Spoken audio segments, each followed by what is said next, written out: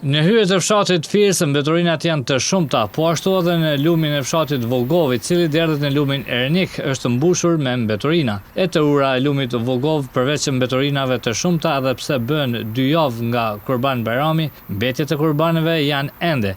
Era cila është këtu është e padurueshme dhe është përhapur në të gjithë zonën.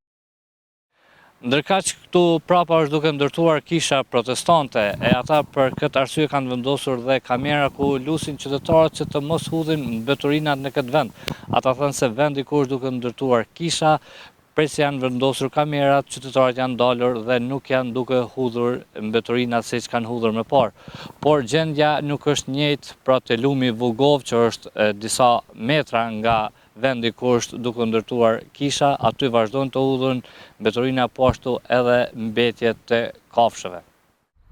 Nga kisha protestante thanë se do të vazhdojnë të monitorojnë vendet rreth kishës me kamera dhe nëse hudhen mbeturinat do të njoftohen organet kompetente. Ne për këtë çështje kemi pyetur edhe në drejtorinë e shërbimeve publike në komunën e Gjakovës, por deri në realizimin e kronikës nuk kemi marrë përgjigje.